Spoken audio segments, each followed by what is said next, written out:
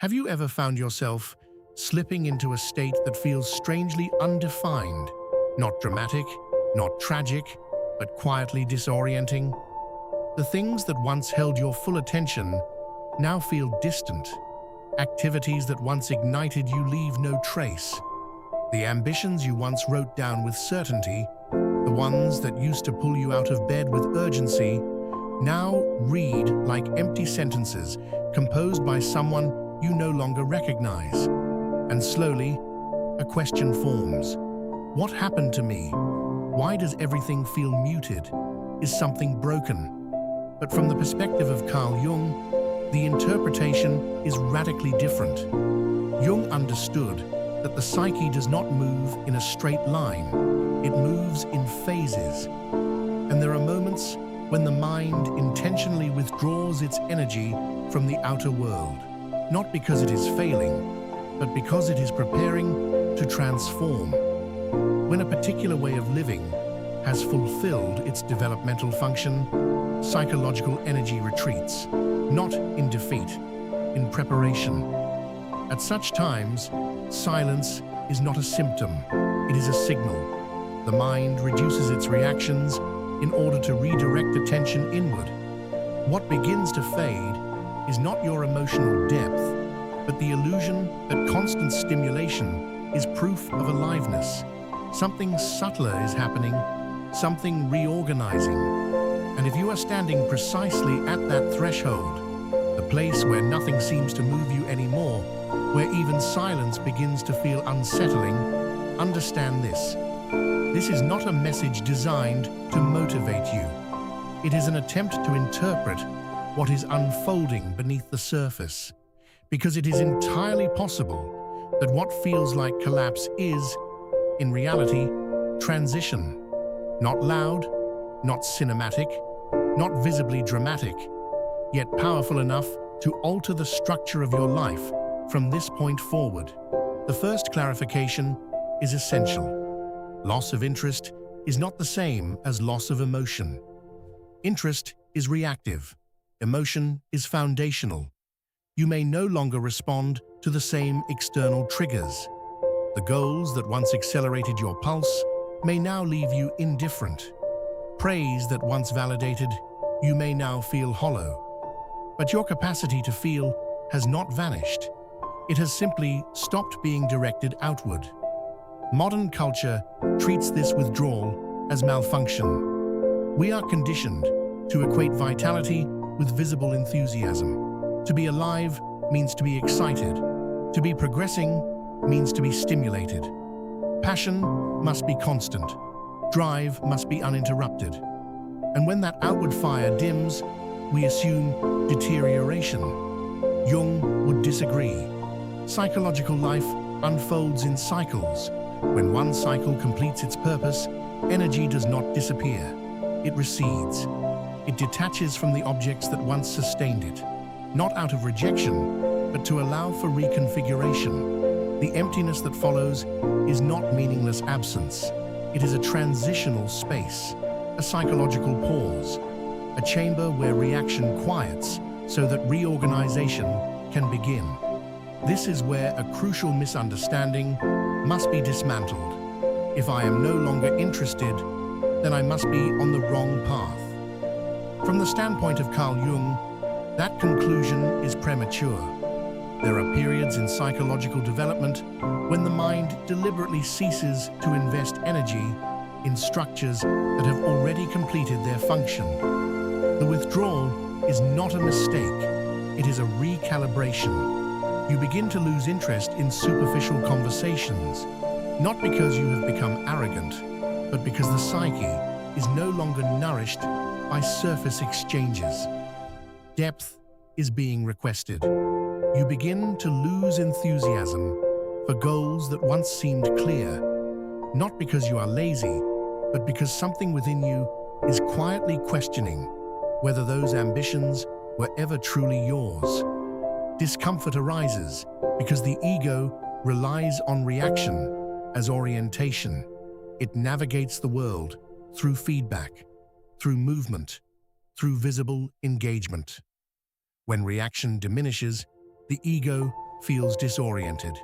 It interprets stillness as threat. But consider winter. When a tree releases its leaves, we do not accuse it of losing motivation. We understand that it is conserving energy, redirecting life toward its roots. We accept dormancy as intelligence. Yet when a human being enters an inner winter, panic begins. We demand perpetual productivity, perpetual enthusiasm. We expect ourselves to remain green in every season. Jung reminds us that the psyche, like nature, does not operate according to external expectations. It follows its own rhythms. At certain moments, silence is not emptiness, it is precision. To understand the loss of interest correctly is not to force motivation back into existence. It is to allow silence to complete its function. That function is not to punish you. It is to remove attachments that no longer correspond to your development. When reactions fall away, awareness gains space. And that space is the threshold of what Jung described as a new phase. A phase not defined by intensity, but by authenticity.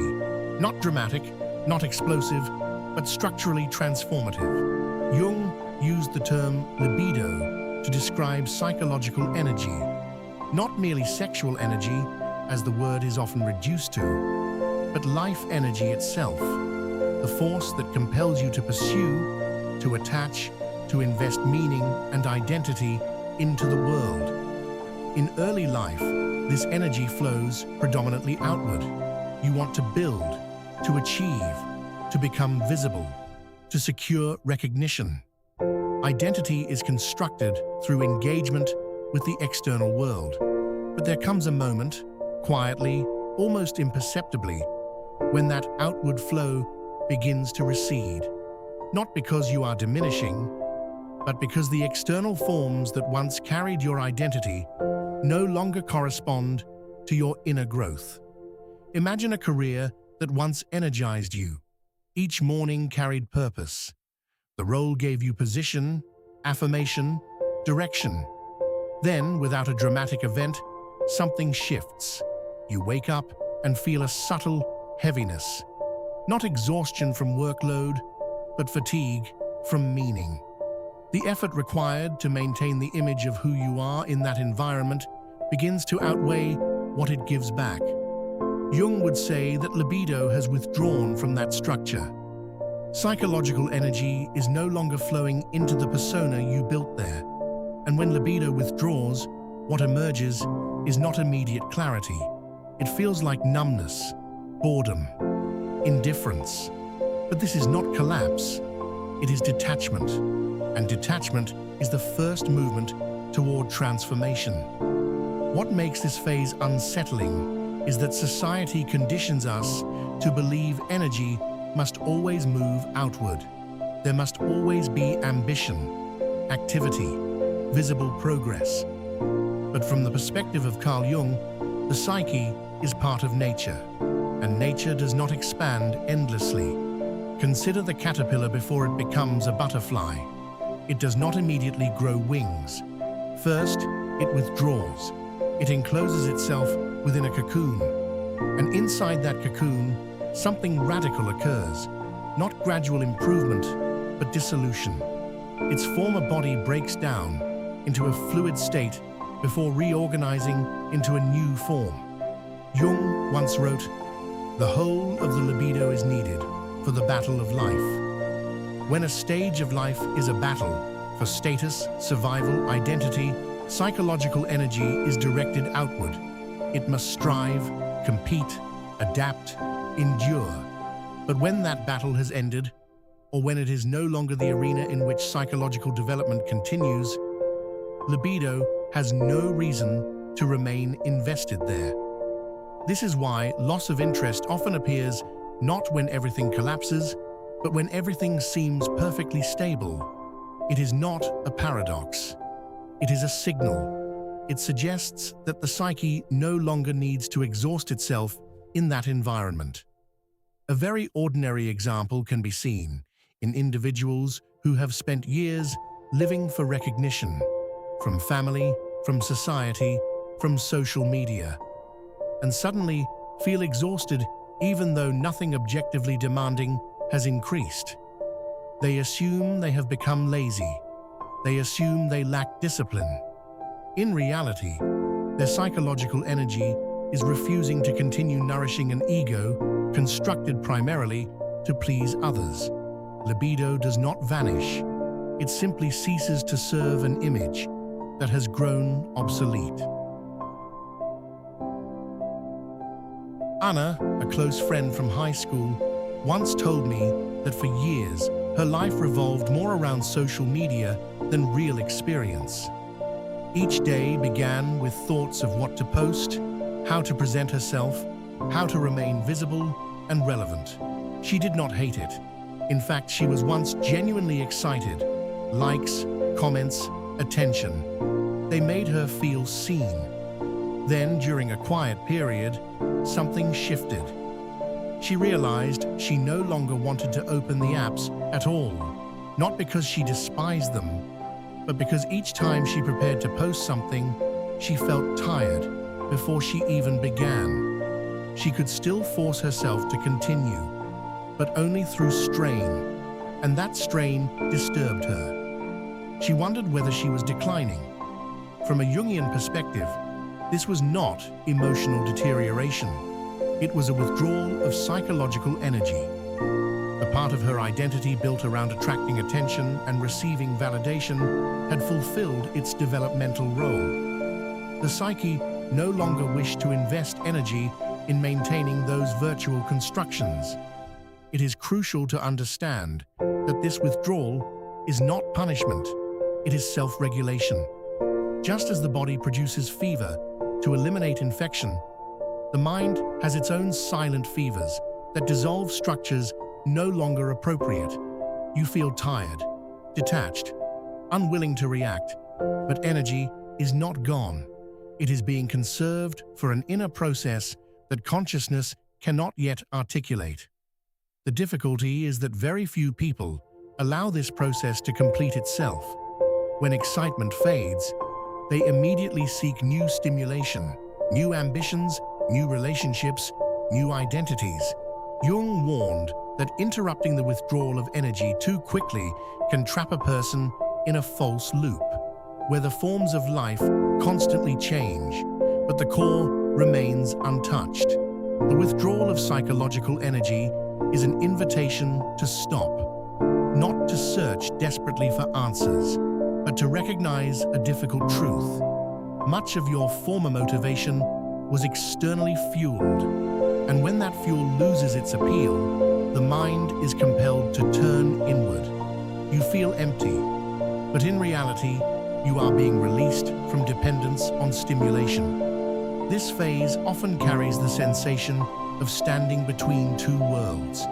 You no longer belong to the old, yet you cannot fully enter the new. Jung described this as an intermediate territory, a threshold where energy has not yet reorganized itself into its next configuration. If you are patient enough to remain there without rushing to fill the silence or concluding that something is wrong with you, you begin to notice something subtle. And that subtle shift marks the true beginning of transformation. This silence feels fundamentally different from emptiness. It does not drag you downward, it steadies you. The withdrawal of psychological energy is not the end of emotion. It is the end of compulsive reaction. When nothing excites you the way it once did, it is not necessarily because you are depleted. It may be because your mind is preparing for a way of living that requires less stimulation and more presence. This is the first unmistakable sign that you have entered a new phase of consciousness, one in which energy no longer chases the world, but begins to listen inward. And when energy ceases to flow outward, the first structures affected are not emotions, but identities. The images of who you have been required to maintain begin to tremble.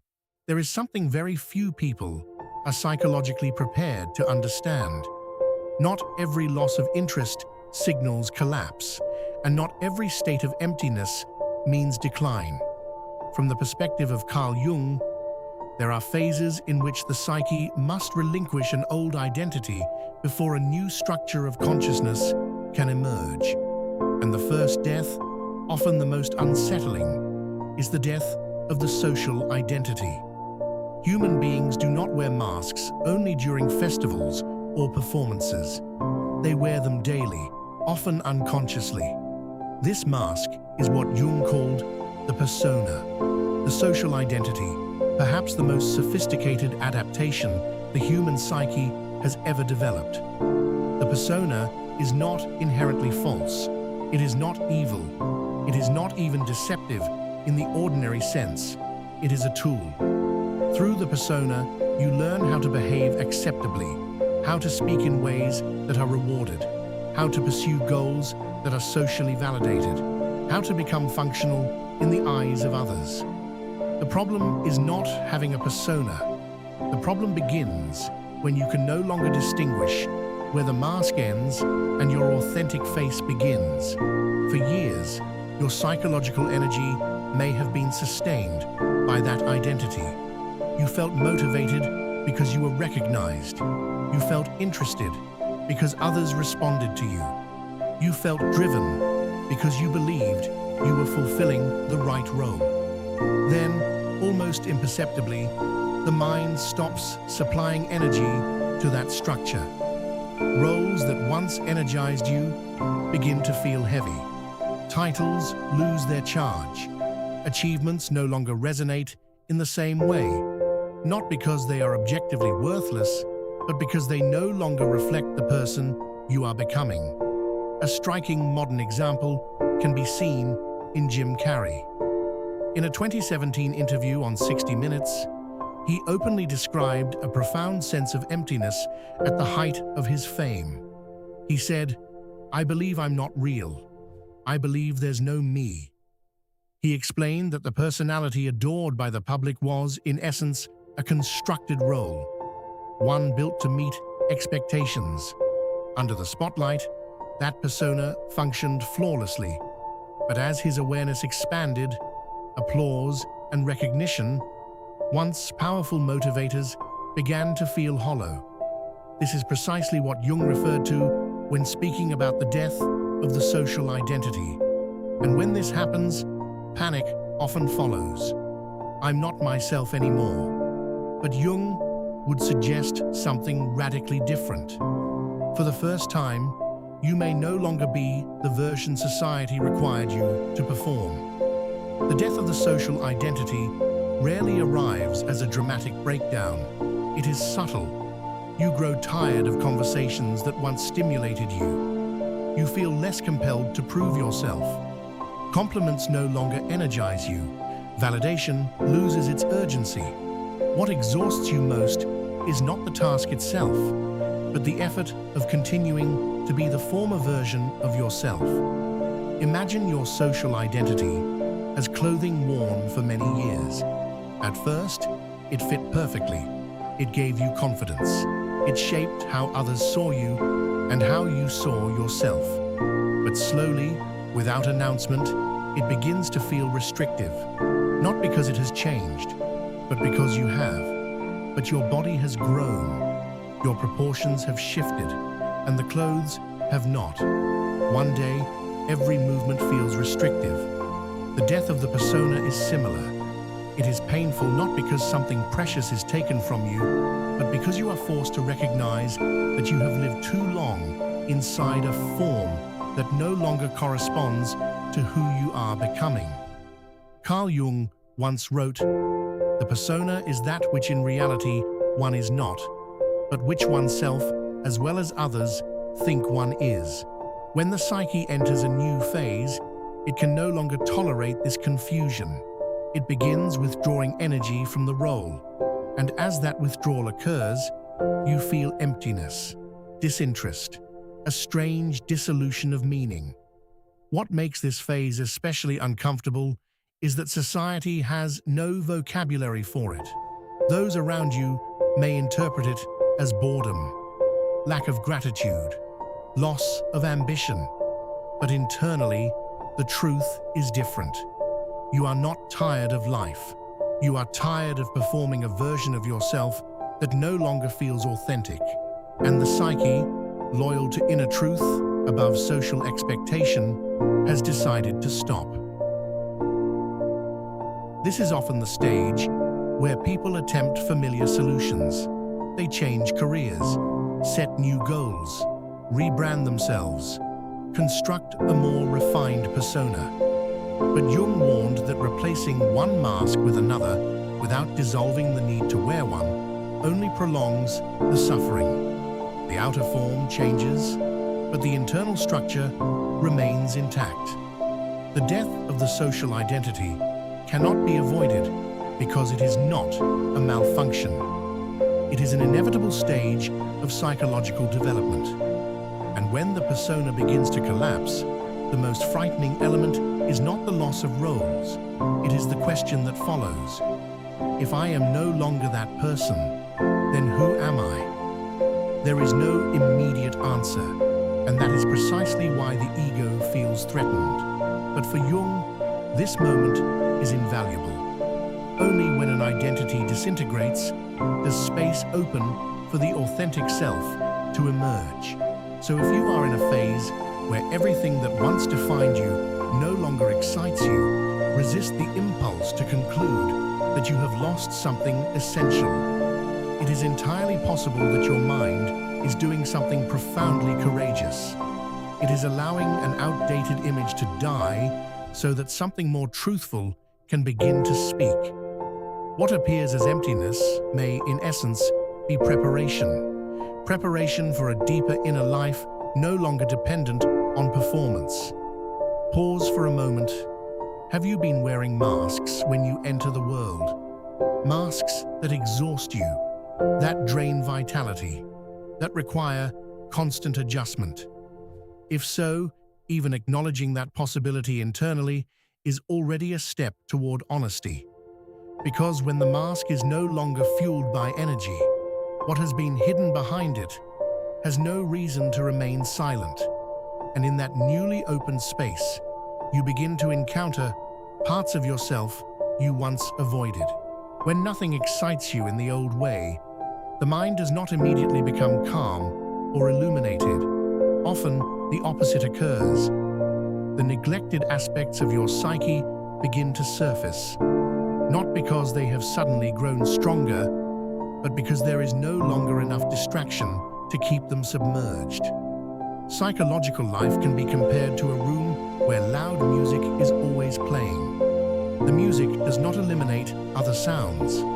It merely masks them. When the volume lowers, the creaking of the floorboards becomes audible. The fractures in the walls become visible. The shadow emerges in precisely this manner, quietly, persistently, without spectacle. You begin to notice reactions you previously bypassed. Perhaps you once congratulated others effortlessly. Now, a subtle envy arises. A simple request that once felt neutral now irritates you unexpectedly. These reactions do not mean you have become worse. They mean you no longer possess the surplus energy required to suppress what you truly feel. When enthusiasm fueled you, it was easy to override discomfort and keep moving. Forward motion disguised inattention. But when excitement fades, speed decreases, and what was left behind becomes visible. In Jungian psychology, the shadow is not the opposite of light. It is the unlived portion of life. The emotions, impulses, and needs that were postponed because they were inconvenient, inappropriate, or untimely. When your life is structured around external goals, these postponed elements can remain deferred indefinitely. But when external pull weakens, postponement ends. Many people misinterpret this stage as moral decline. In reality, what is happening is heightened awareness. You are seeing internal connections you previously did not have the time or the courage to confront. And that confrontation, though uncomfortable, marks the beginning of psychological integration. Nameless anger may point to years of forced agreement. A brief flash of jealousy may reveal a desire that was never allowed to exist consciously. Prolonged exhaustion may not originate from workload at all, but from the constant effort of adjusting your emotional reality to fit external expectations. There was a man working in senior-level customer service who once described a similar experience. For years, he was praised as composed, professional, emotionally intelligent. He listened patiently. He de-escalated conflicts. He remained steady. There was no dramatic breakdown, no visible crisis. Yet gradually, he became inexplicably exhausted. When the excitement of performing competence faded, what surfaced was not boredom with his career, but anger. Not explosive anger, but the accumulated frustration of countless moments in which his own reactions had been restrained to preserve an image of control. His shadow was not in inappropriate behavior. It was in emotions that had never been permitted to exist. According to Carl Jung, the encounter with the shadow often begins precisely when the ego is no longer rewarded by stimulation. When the reward disappears, the mechanism of inner censorship weakens. What was once suppressed as inappropriate begins to rise from the background. What unsettles you is not the emotion itself, but the realization that it does not fit the identity you believed you were. Jung once wrote, "One does not become enlightened by imagining figures of light, but by making the darkness conscious." In this context, the statement becomes concrete. When nothing excites you anymore, you can no longer soothe yourself with idealized images of who you are. The distraction fades, and in that fading, awareness has room to expand. Facing the shadow does not mean allowing it to govern your actions. It means allowing it into consciousness. When unseen, it influences you indirectly through irritability, detachment, chronic fatigue. When acknowledged directly, distance appears, and with distance, choice becomes possible. This encounter does not remove emotion. It reveals what was previously denied. And once these deeper layers are recognized, the outer world may feel slightly less compelling, not because you reject it, but because the mind requires less stimulation while reorganizing what has surfaced. This is a crucial distinction. When nothing excites you anymore, the psyche is not shutting down. It is shifting phases. Inner truth is no longer postponed. What was neglected begins to speak. And as it does, the world may feel quieter, more distant, not due to withdrawal from life, but because restructuring requires stillness. Sacred loneliness is not usually a conscious decision. It does not announce itself as a desire for isolation. It arrives as a reflex.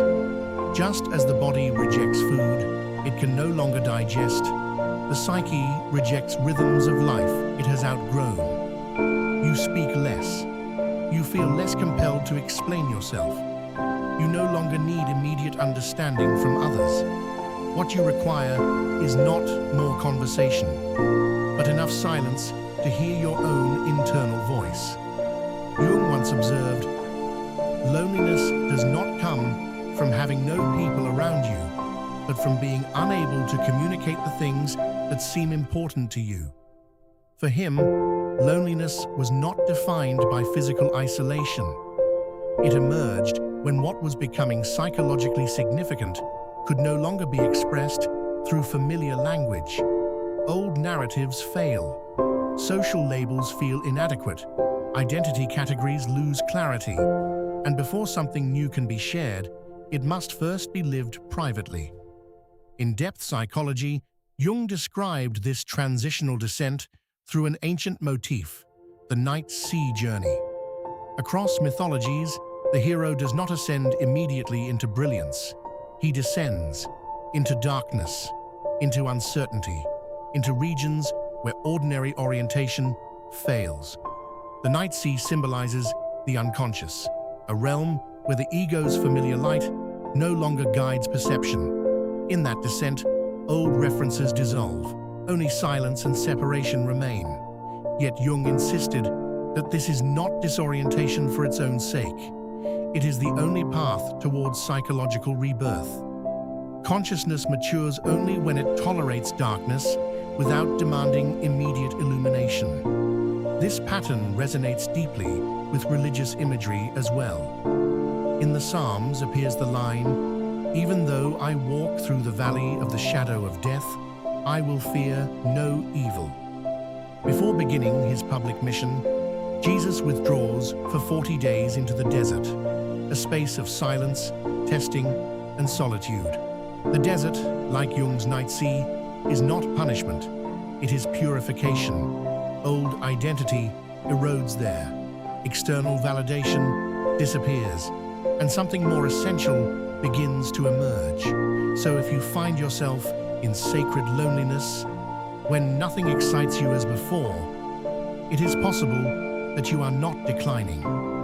You may be in the middle of your own night sea journey, and what feels like isolation may, in truth, be preparation for a more integrated form of being.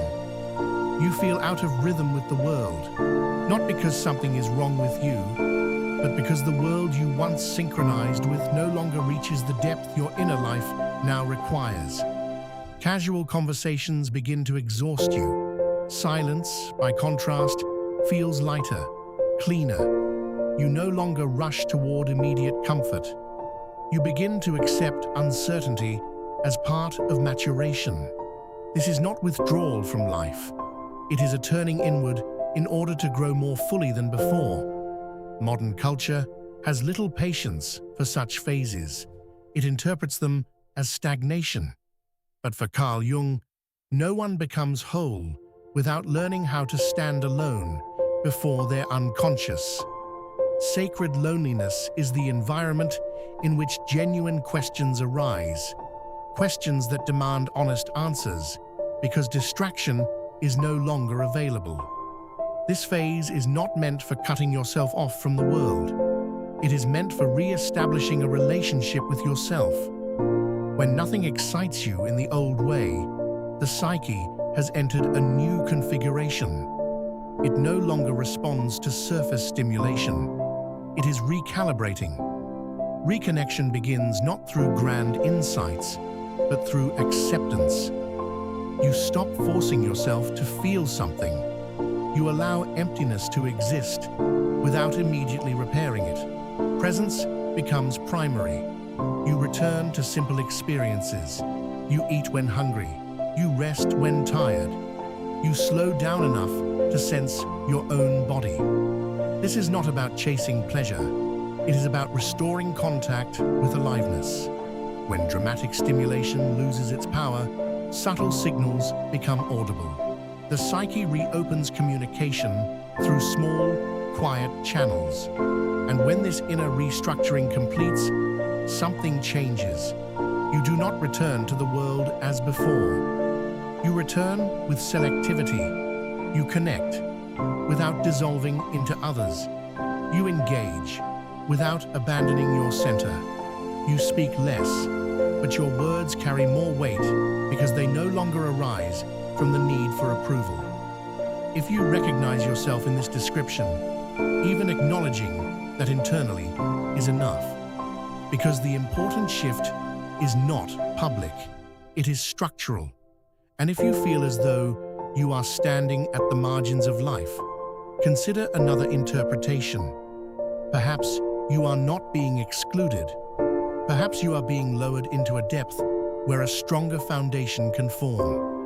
Loneliness at this stage is uncomfortable, but it is not meaningless. It is necessary for building a way of being that is more aligned with who you are becoming. And it is precisely in this dissonance, when stimulation no longer pulls you forward and old roles no longer define you, that something subtle begins to emerge, a way of feeling unlike anything you have known before. If you have followed this journey carefully, a question naturally arises. After the energy withdraws, after the persona dissolves, after the shadow is confronted, what remains? Pause with that question, because what follows is not dramatic. When nothing excites you anymore, what is occurring is not emotional depletion. It is transformation. Emotion does not vanish. It changes structure. It no longer erupts into sharp peaks.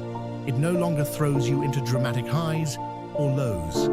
Instead, another state begins to stabilize, quieter, more grounded, difficult to name. This new form of emotion is first characterized by non-reactivity. You still experience joy, sadness, movement, but they do not pierce directly into your core as before. A subtle distance appears, not to disconnect, but to observe. You are no longer governed by emotion. An emotion arrives. It stays briefly. It passes.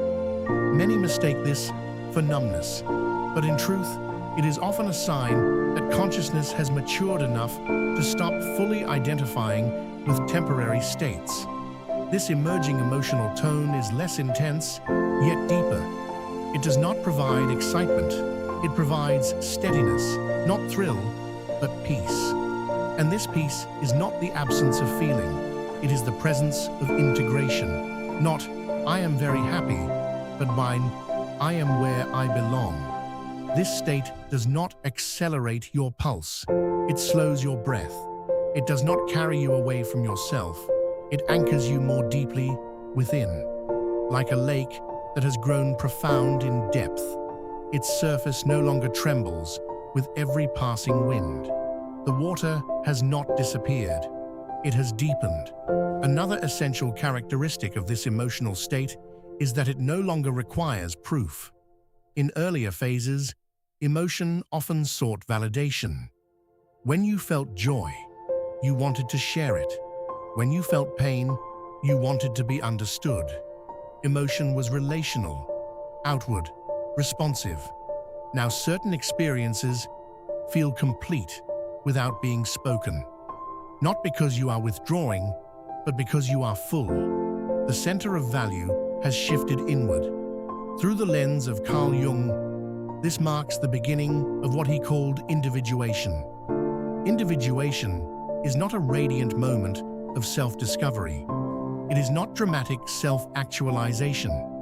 It is a gradual reorientation, a stage in which a person no longer lives primarily in reaction to the world. This new emotional tone arises when stimulation is no longer required to confirm your existence. You begin to live from a deeper axis, the axis of inner alignment. Jung wrote that individuation does not mean becoming perfect, but becoming whole. Wholeness does not arrive through excitement. It arrives through the ability to remain with yourself without fleeing into distraction, intensity, or performance. This emerging emotional quality is the first language of that wholeness. In everyday life, the shift becomes subtle but unmistakable. You are no longer anxious about needing to feel something dramatic.